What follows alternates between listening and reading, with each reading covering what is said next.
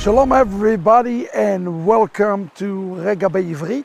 Don't forget to share and like our weekly broadcast as we dive into the Tanakh and to the parasha of the week as we are learning a nugget, a Rega, a moment in Hebrew.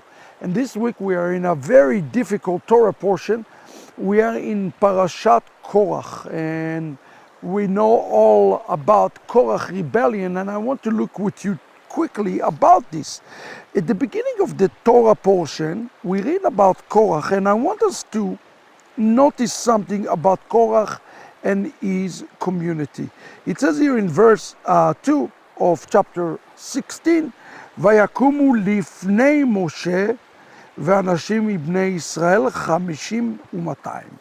50 is 50, 200 is 200. 250 people coming, but I wanted to pay attention to the nature of the language. It says here in the text, ויקומו לפני משה. The word lakum, to rise up, lifnei, before Moses. But the term lifnei Moshe is an interesting term.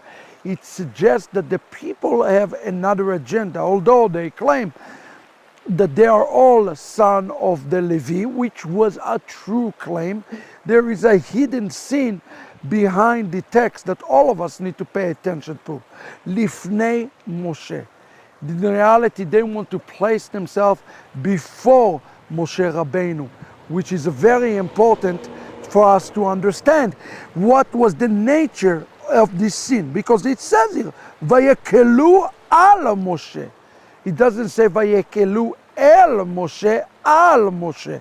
The word yakelu al Moshe, it's literally meaning in our modern language, and they ganged up on Moses. They put a gang against Moshe Rabbeinu. This gang is a spiritual gang that came upon Moshe with the following claim. They said to him, כולם קדושים בתוכם ובתוכם אדוני, מדוע תתנשאו על קהל אדוני? Now, they said, we all are holy, Moses. Why are you elevating yourself above us? You see, Moses fell on his face because he understood really what they wanted to do. They wanted to be in leadership of the one that God is put in leadership. And this is an important lesson for us today, because if we speak against leadership, if we speak against those who God put as leaders, we're speaking against God himself. Now, in the Torah portion here, we're going to see something very interesting. In verse 12, the key verse for today, Rega בעברית, we see something that is striking us is odd. וישלח משה לקרוא לדותן ולאבירם בני אליאב ויאמרו לא נעלה. The two most significant words in this Torah portion, in my humble opinion, is the word lo na'aleh. Moshe has called them to ascend, but we have to understand what is the call of Moses, to spiritually ascend and stand for what right.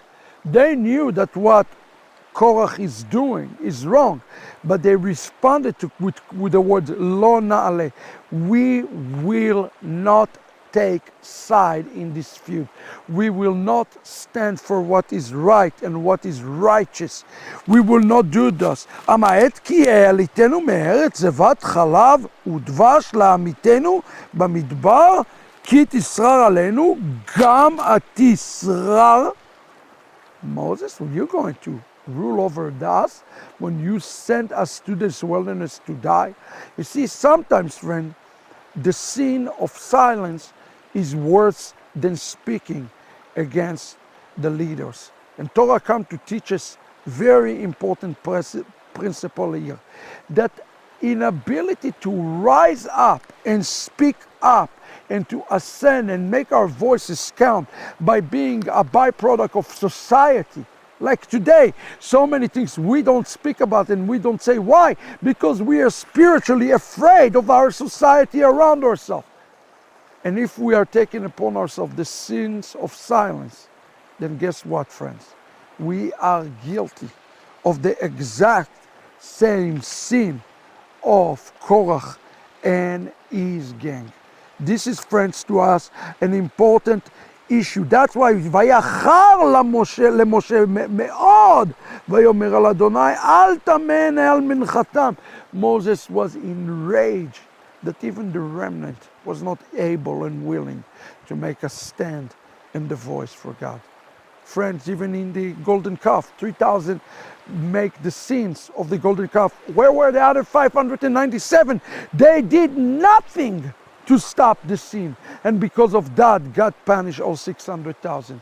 The Torah teaches that even if we're a minority, we must make our voice count. This is, friends, today our Rega בעברית. Shalom, everybody.